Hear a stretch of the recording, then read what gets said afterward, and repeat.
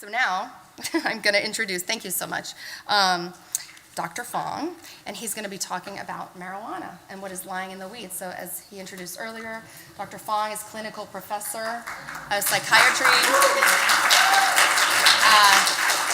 at UCLA, and also the director of the Gambling Studies program at UCLA with special interests in gambling addiction and addiction in general. Welcome, Dr. Fong. Thank you, Georgina. Thank you, guys. Wow, what a morning, huh? A lot of ups and downs and all sorts of other things around. So with that, and again, we just want to thank Connections and for you guys for coming out today. We're obviously going to have a lot more questions. We're going to have a lot more time for networking afterwards. What I have for you is really a quick overview of marijuana and cannabis here in California and Los Angeles. And again, when we decided on these three topics, screens, digital device, opiates, and cannabis, these were the things that we were seeing over and over in the office. These are the things that we were seeing covered in conferences, but not to the level of practicalities. How do we actually handle this when patients call or in the office, or what are the most important topics for us to think about moving forward? So that's what this is. Marijuana, mental health, what's lying in the weeds. I really wanted to give a quick overview of what's happening here. First, current events in cannabis. Secondly, what we know scientifically, practically, and for reals, as they say, about actual cannabis and mental health. Our area of cannabis use disorders and what we need to identify as treatment, prevention, and advocates in addictions. And lastly, what we're doing about it here at UCLA. So without a doubt, you pick up every day in the LA Times, you pick up, you're going to see an article either on opiates or cannabis. So the first thing we start with is just the terminology. No other field of addiction has such a morphed and heterogeneous terms that we use, right? Pot, marijuana, cannabis, bud, you can go on and on and on. I'm trying to learn and change how I address this. I am no longer trying to use just the word cannabis and marijuana. I'm trying to use both. Cannabis is the scientific term for the botanical plant, Cannabis sativa. Marijuana is a cultural term for the cannabis plant. It's the drug of choice, it's the use, but it's also a term, marijuana, that's laced with politics, racism, discrimination, history, anthropology. So, with that in mind, when we're talking about it formally, I like to use the word cannabis. People get that. When we're talking about in prevention and treatment, we use marijuana, but they're not, although identical, they're not exactly the same. So what we know is there is this. When we think about drugs of abuse, things that come up out of the ground, cocaine, tobacco, cannabis, even alcohol, and we look at this substance and these pills and that we make from or these plants, we say, why do we have such an intense emotional relationship with something that comes from the ground? Well, it goes back to what it does. This is a plant that actually can change how our body functions. And it starts with this core part that's inside our bodies. There are really three classes of compounds that cannabinoids and cannabis really work on. Number one, our bodies manufacture cannabinoids, things that bind to the cannabinoid receptors in our bodies and brains that change the way we think and function and feel. Cannabis plants, of course, plant-derived cannabinoids, which is the main psychoactive one, of course, being THC. But there's well over 100 different flavors of cannabinoids that change all sorts of different ways that our bodies work. Then there's the man-made stuff, the stuff we make in the labs, marinol or spice, synthetic marijuanas. The story is a lot like opiates, right? Opiates that our bodies make, opiates that Mother Nature makes, and opiates that man makes. So again, that idea is that we're at the forefront of cannabinoid research, both good, bad, and potentially the ugly, and we need to really learn more about this. How is cannabis ingested? We all know wide varieties, but some of the newer ones that we have to look out for, of course, are the vape pens, where you can get rapid delivery without the supposed pulmonary damage, but of course we know that may not be true. And of course, right here, the dabbing version of it, the very hard and thick residue where you can light it up on a nail and inhale the fumes there, and which could be as high as 80 to 90% potent of THC content. So again, the mother and fathers and aunts and uncles that we were using in the 60s and 70s isn't the cannabis and THC of 2017.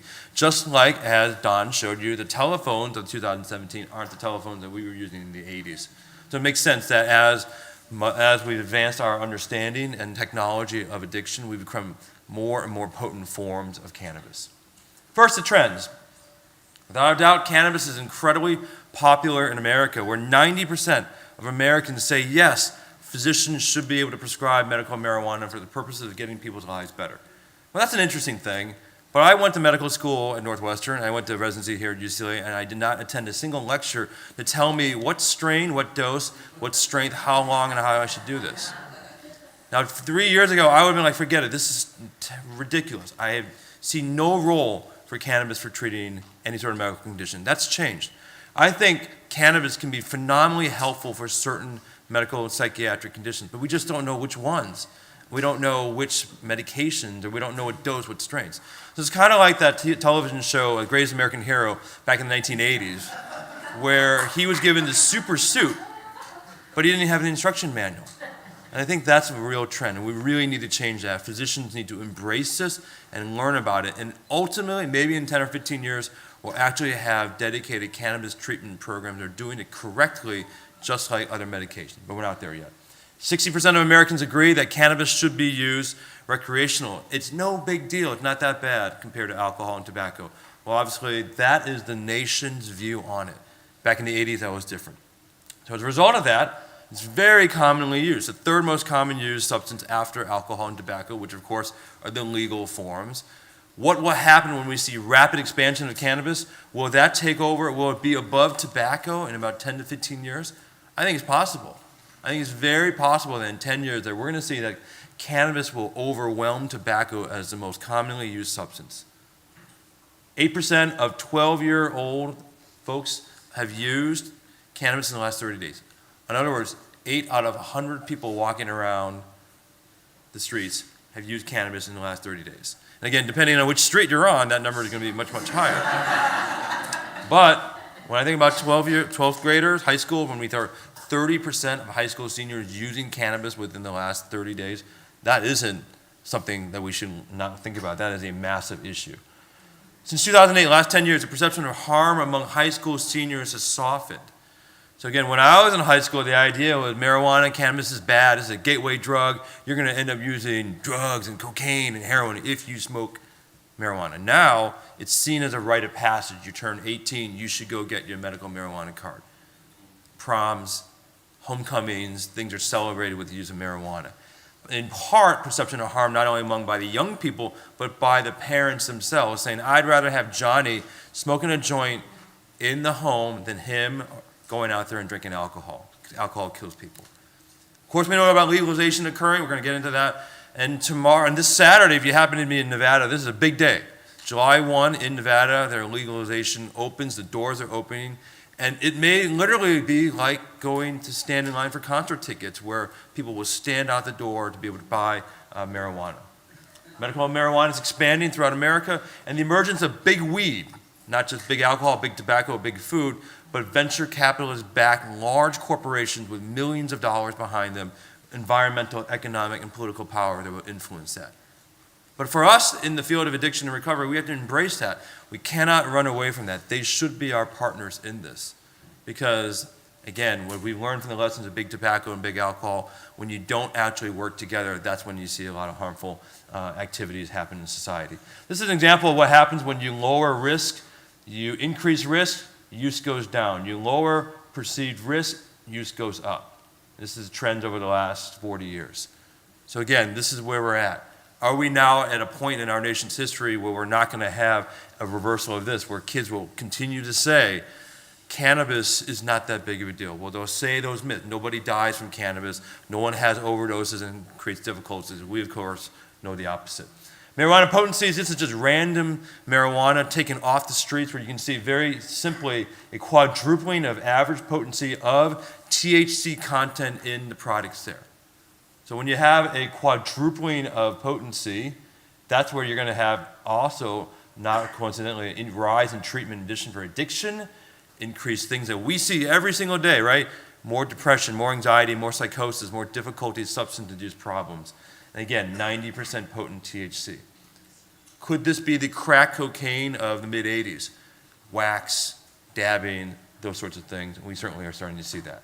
An example of the marijuana laws in America that have put forth in the last just 5 or 10 years. And isn't it amazing how in the last 15 years we see this concept of not only decriminalization, but medical marijuana and then now legalization, all in the last 15 years. So no one would have predicted this 15 years ago, but it's here to stay. I don't think we're going to see this reverse.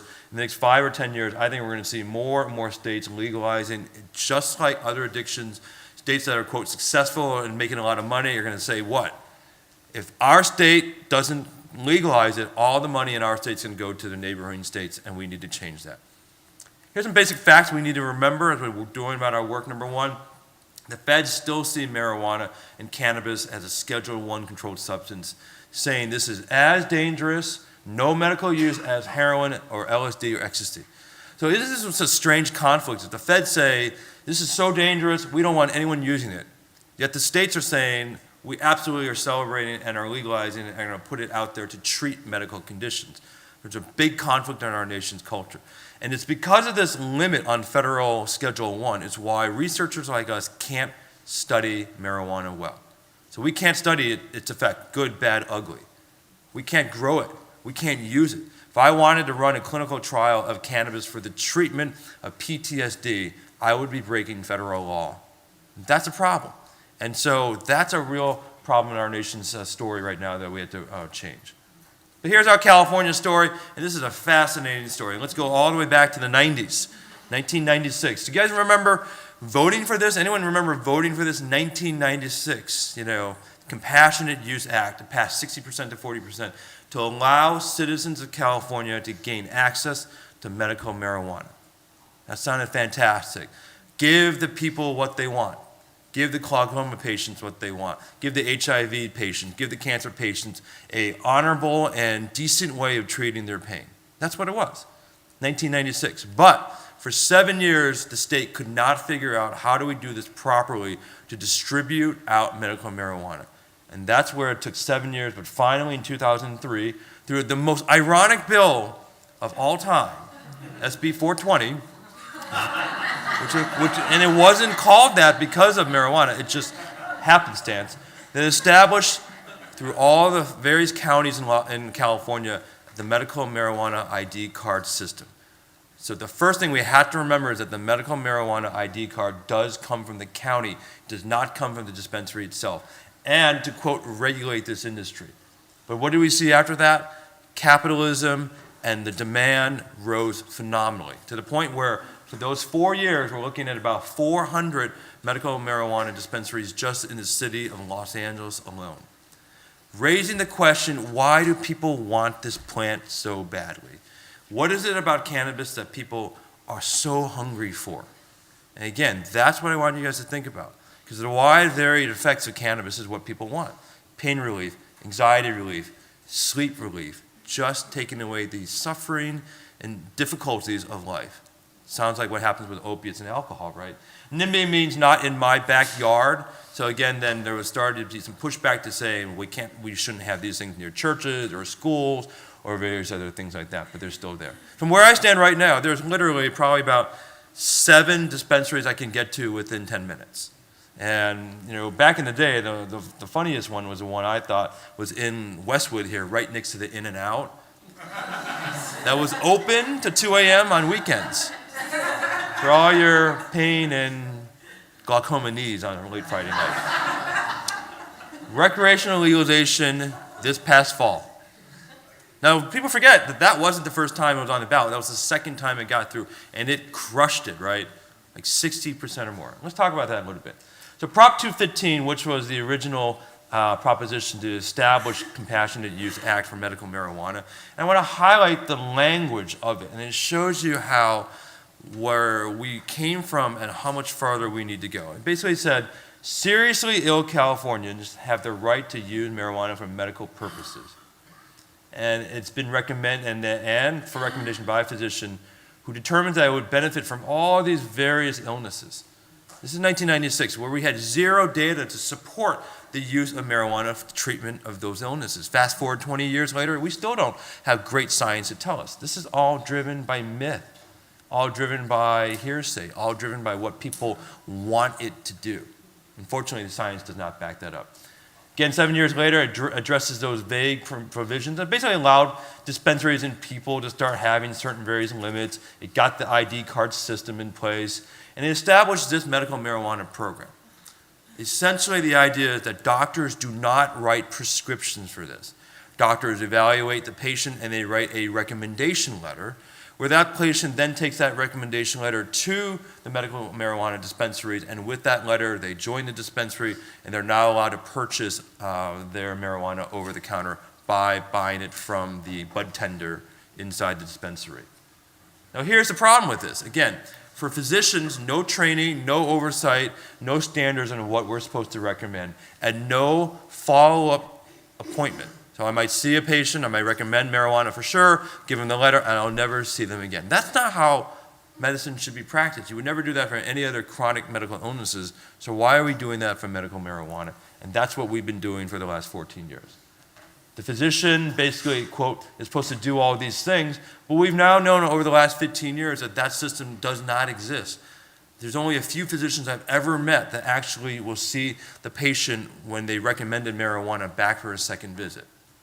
So this is what happens when you don't really regulate things well. You end up creating a system that's really underground and difficult to manage. And again, this is what the medical board said. Well, basically any of these, quote, serious medical conditions, including any chronic or persistent symptom that limits ability.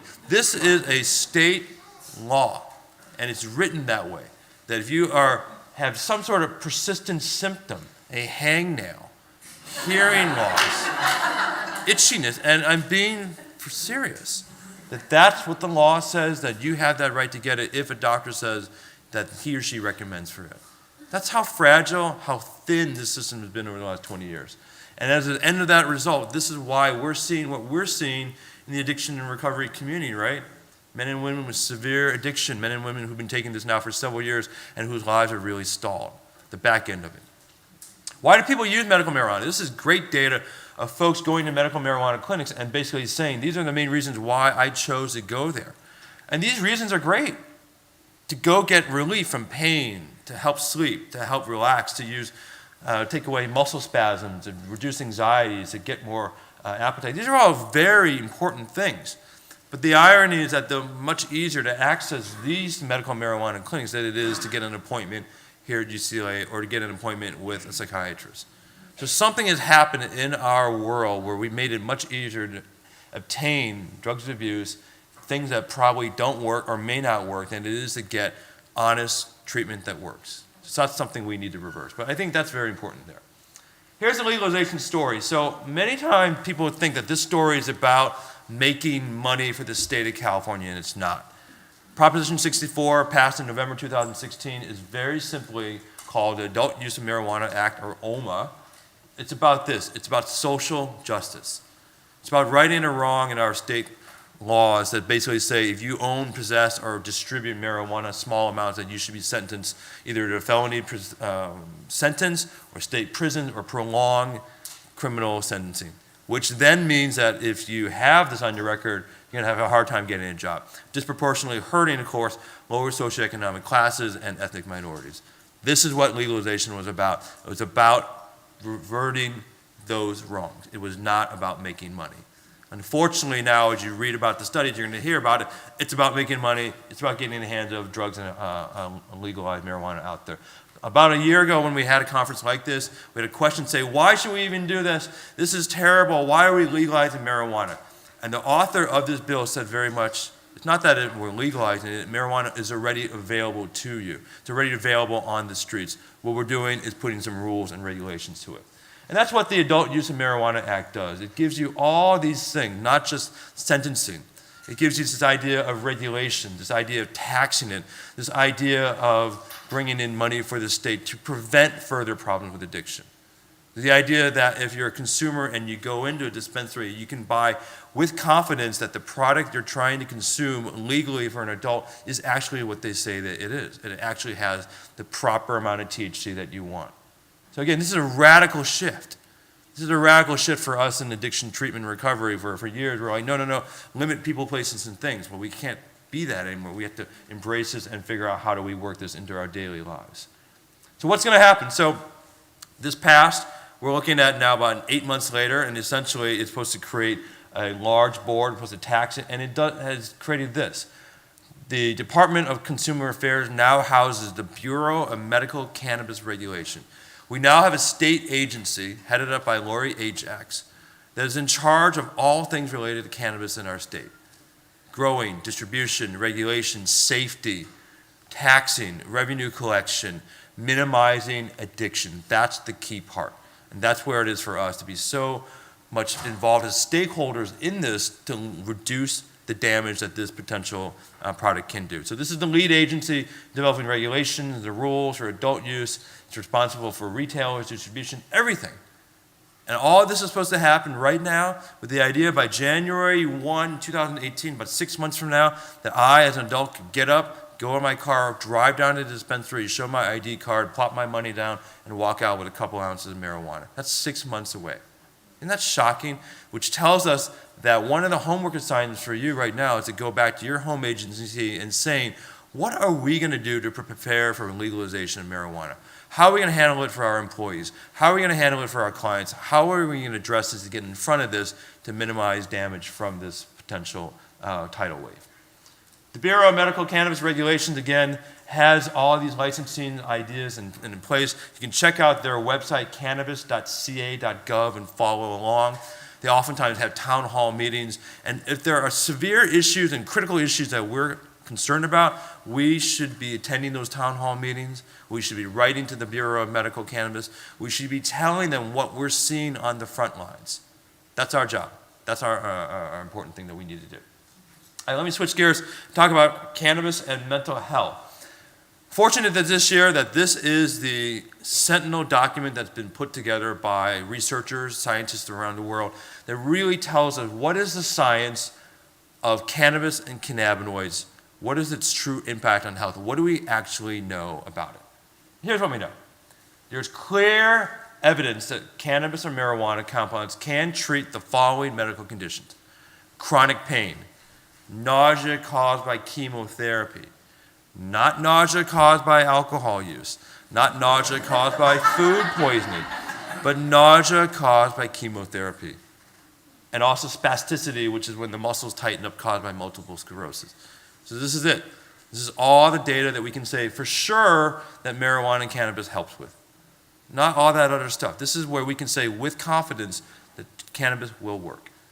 We can say, well, maybe it's probably likely to work with folks who have sleep problems from sleep apnea. Again, not folks with just general sleep disturbance or problems or sleep because you use too much benzodiazepines. That hasn't been proven. Moderate evidence means that we think it likely will work, but we can't be certain for sure. Obstructive sleep apnea, fibromyalgia, chronic pain, and other multiple sclerosis. Again, highlighting that the data, the hard data that we need to trust in 2017 isn't there. There's a smattering of it, there's a small amount, but it's pretty limited. Limited evidence that this actually helps with patients with HIV and AIDS. So all of that for the last 20 years, oh, this is great for HIV and AIDS, this is great for increasing appetite. All the clinical data says we're not sure if it's really that great. Limited evidence. Limited evidence helps with anxiety, with social anxiety or PTSD or public speaking. Again, goes against the grain of what we hear on the street. If you're in the VA, you hear this all the time. I got PTSD, the thing that helps me most is marijuana. Well, but the limited data, doc, that's the only thing I want.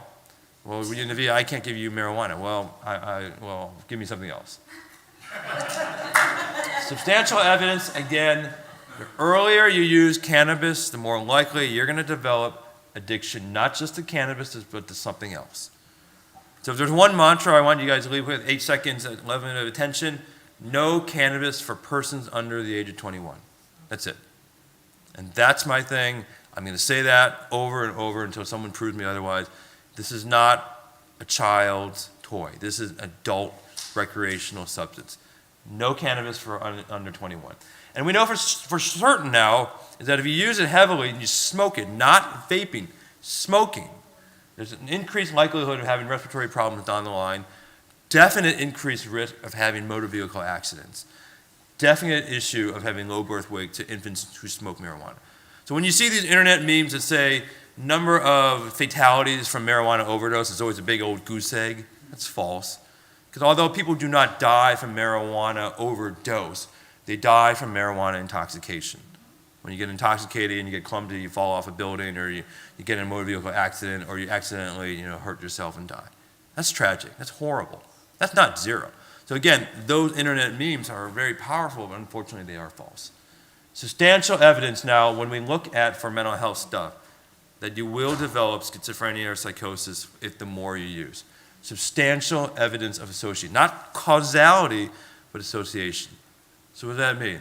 That means for that 18, 17-year-old kid who's starting to smoke, and then 3 years later they develop that horrible condition of psychosis, which is neurotoxic and sets their life back decades. This is where we're at. And that's the facts that we have. So the message we say to folks and parents is very much this.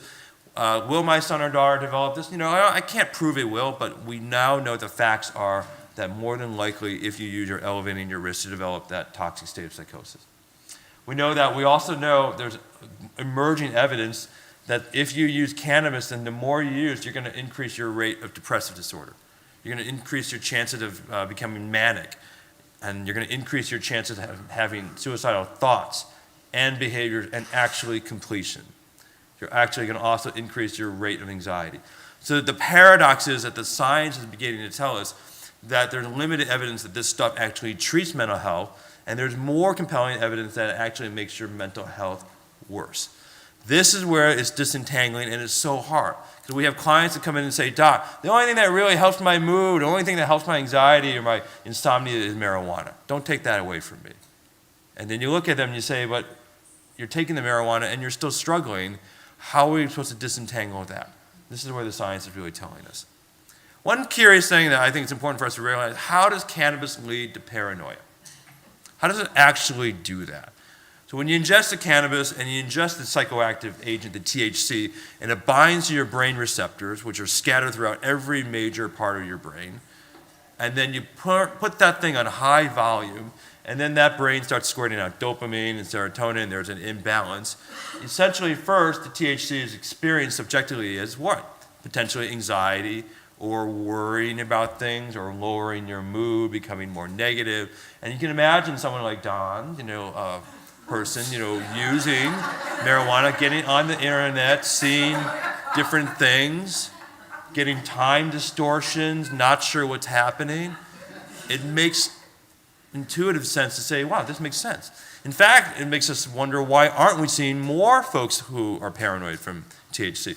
So we anticipate, and we know that the paranoia is reported by somewhat of 40 to 50% of users, regular users of cannabis. That's just folks who use, not even folks who are addicted, just who use.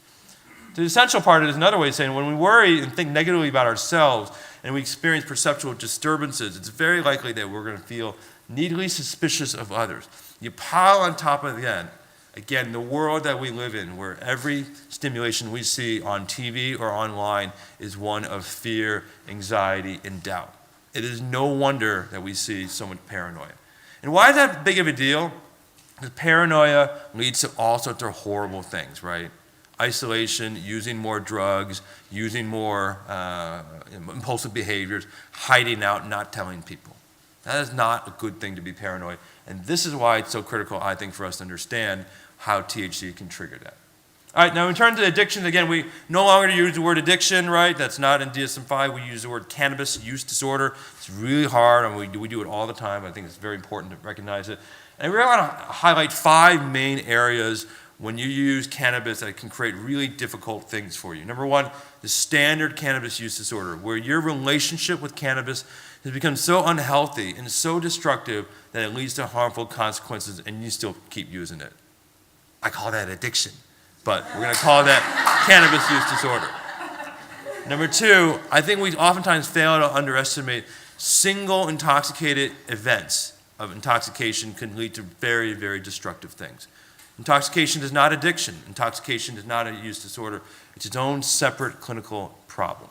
But for those of you who are working in interventions or in the emergency rooms or crisis management settings, intoxication is a really critical thing to look at. The withdrawal states of cannabis are really essential and problematic. I saw a client yesterday who said to me, Doc, I stopped smoking 7 days ago. I said, how did you feel over the weekend? I felt like crap. I couldn't sleep. I was irritable. I was worried. I felt terrible. I said, how come you didn't call me? I don't know. I never thought about it. I didn't think there was anything I could do to make it better. Did you think you were withdrawing from cannabis? No. Well, what did you think was going on? I don't know. I just never thought of it. People fail to link that recognition. I think one of the main reasons why a lot of folks leave treatment is that we misdiagnose or we miss the fact they're in withdrawal. So irregardless, they come to sober living, a residential, or even an IOP, if they start and stop and you miss that, you admit someone on a Friday, you don't address it, they're going to leave your treatment program by Monday or Tuesday. So that's something to put in there. So put in some screening tools for cannabis withdrawal. And the cannabis-induced disorders, when cannabis induces a psychosis, it creates a depression, creates anxiety. Those are now considered primary thought disorders. So now a substance-induced disorder for psychosis, a cannabis-induced psychotic disorder, is considered a psychotic disorder. It's not considered an addiction. All right, so with that, here's again just a quick reminder of the cannabis intoxication. Again, you have to not only be intoxicated, but it's got to cause you problems with functioning, with activities, with doing things. And one thing we highlight is that we forget it's the signs of cannabis intoxication can be so widely variable that we may not even be thinking about it. Now, these are some classic ones, of course, you see, the red eyes and, things like that. But you give 100 people cannabis, you're going to get 100 different responses. That's in part why people really like it. At the same time, it's much more difficult for us as clinicians to kind of distinguish when it's just cannabis or when it's combined with other drugs of abuse together.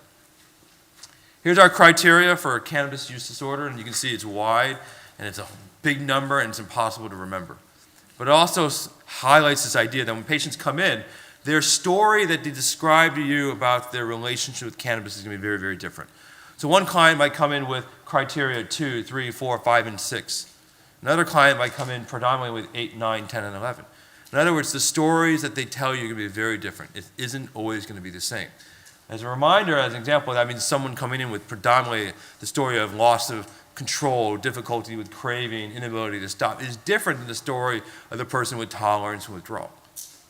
This is the part I think that's so fascinating about working with men and women with addictions, that their stories are unique and different, and it's up to us to put that links together.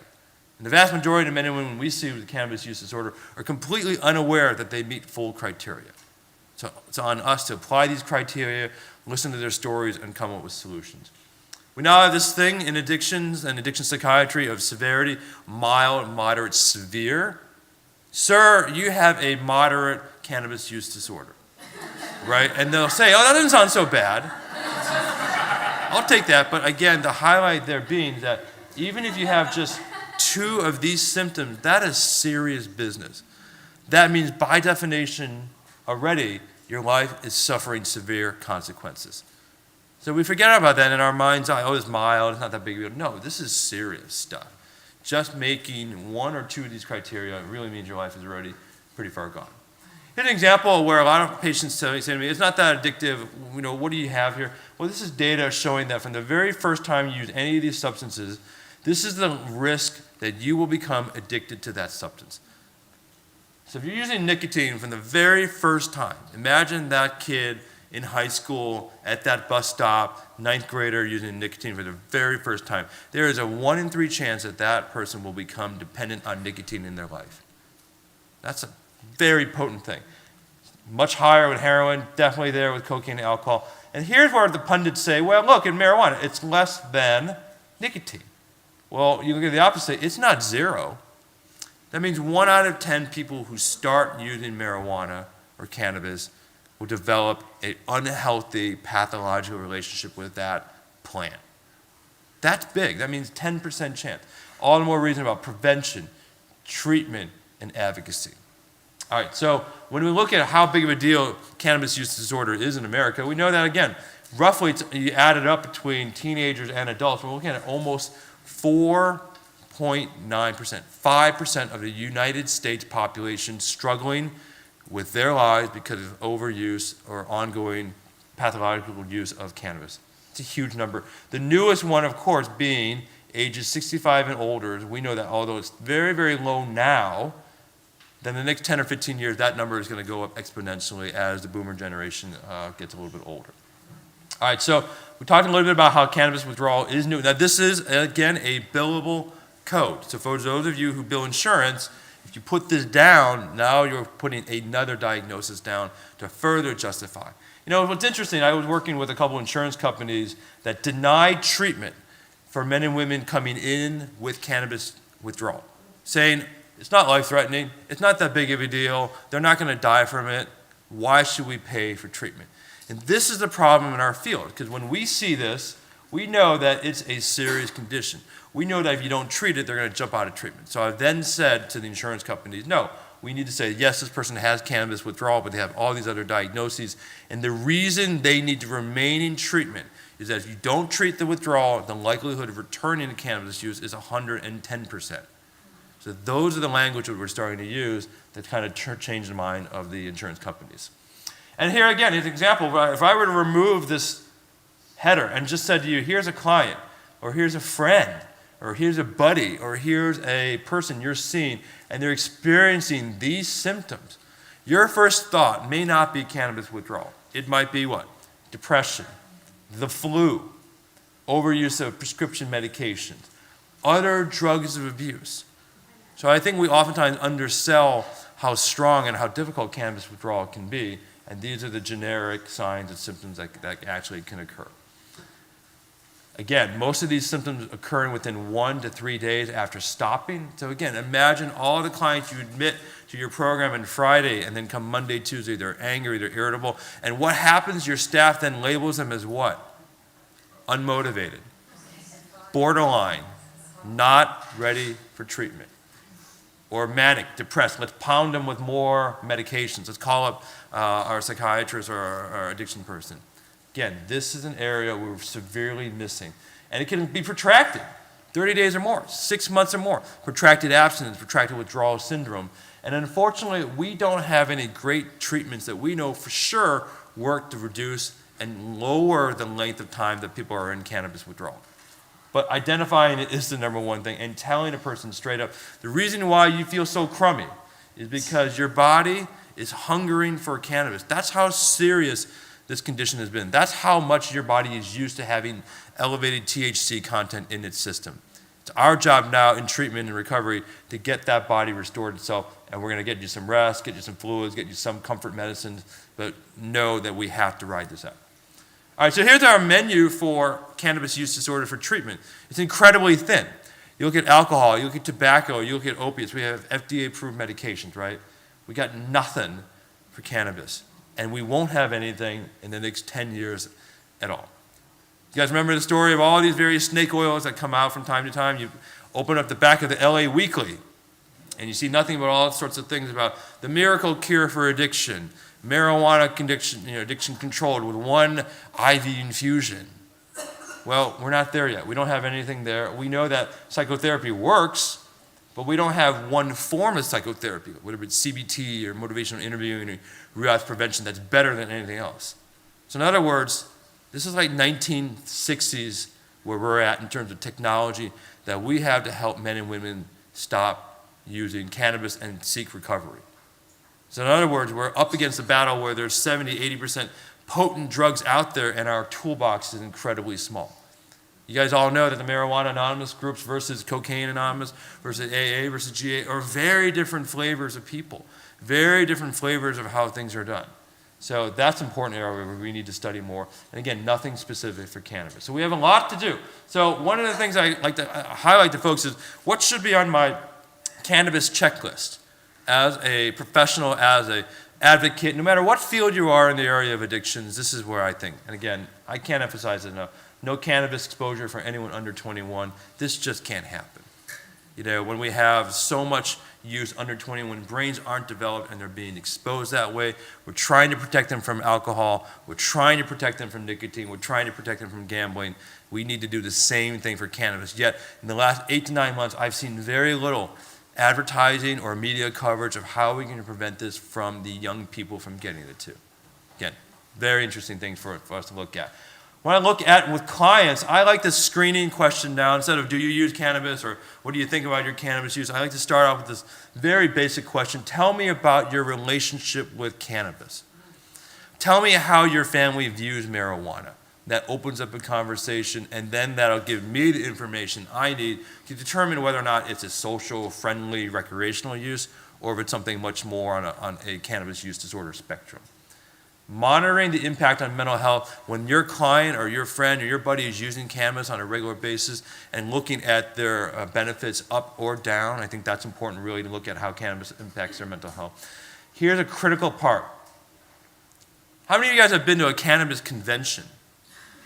Not too many. So imagine there's a big one coming in September, Los Angeles, downtown LA, in the convention center, the same place, right next to Staples Center, where they have all sorts of massive conventions.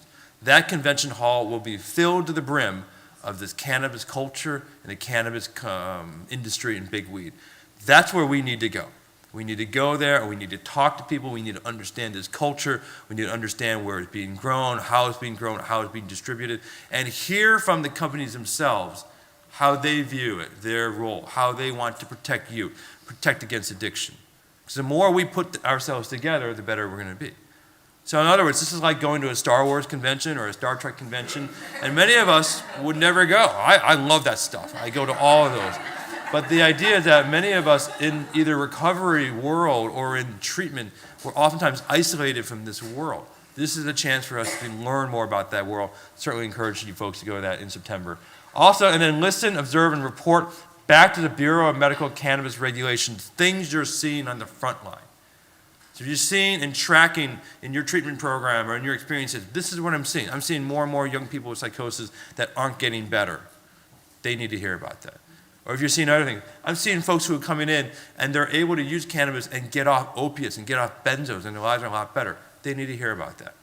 So in other words, that's the truth. We're the front line. We're the ones that see these things. We need to report it back to them. All right, so what do we need to know about cannabis use disorder and specifically? I've laid out a variety of what I call really essential questions for this area of addiction. What's the best treatment prevention strategy? How do we get young people who already view this as harmless to start viewing it with the respect it deserves, which is that this is an adult product. This is something that you need to wait until your brain grows up and to make sure that you don't have depression, anxiety, or any psychiatric illness before you start using. How do we treat cannabis withdrawal effectively so we can shorten that time that they're in that withdrawal syndrome? Can there ever be a medical treatment for cannabis use disorder? What medications can we actually find?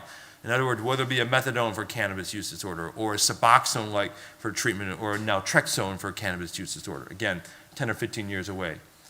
Can cannabis ever be used to treat other addictions? Again, controversial statement, but the idea that we see more and more out there, even in the scientific literature, when you have states that legalize cannabis, you see the number of prescription opiates go down in that state. Fascinating. What do we think about that? Again, what happens to men and women with cannabis addiction over the next 10, 15, 20, 30 years? 40 years from now, will we see them have higher rates of mental health problems, where there'll be issues with dementia? Do they live longer? Do they live shorter? We just don't know those things. What can we learn from Marijuana Anonymous? How is it different? What should you use? Now, when I work with clients, I say, listen, 12-step is an essential part of recovery. But to do it, you have to participate. You have to have a sponsorship, and you have to have a commitment to the meeting. I don't know if that holds up for Marijuana Anonymous. I've never been to an MA meeting here in Los Angeles. I don't know what the makeup is like. I don't know what they do within that hour. We need to learn more about what they do.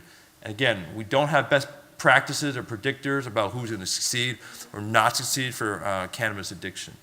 And again, what are those cannabis-specific treatment principles? In other words, someone with a cannabis addiction to wax versus to edibles versus to vaping versus to just smoking a bowl, there may be very differences in terms of treatment response that we have no idea for. So to address this, here at UCLA we established just this past year a cannabinoid affinity group to understand cannabis, but even more, launching Saturday is our UCLA Cannabis Research Initiative. We don't have a website, we don't have a phone, we don't have a brochure, we don't have anything, but we don't even have approval from no, I shouldn't say that. No, we do have approval.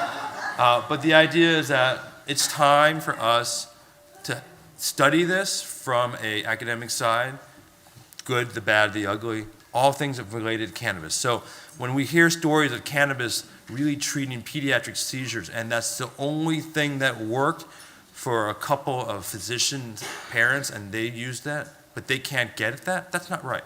But at the same time, to have cannabis gummy bears and cannabis lollipops in these dispensaries clearly marketed toward a young population, not quite sure that's right either. So we're very excited about this, and our mission is to do all these things, to have a home, to research this, to understand it, to add some clarity and truth to this, and demystify some of the things that are out there, to educate the public, to have conferences like this. We had our first conference on 420, and some of you guys were here for that.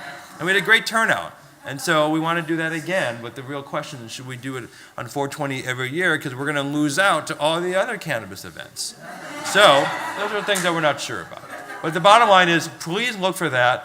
Again, I wish I had that website, but we don't. I do know, and we are going to secure this, cannabis@mednet.ucla.edu. That will be our email, unless there's somebody named C.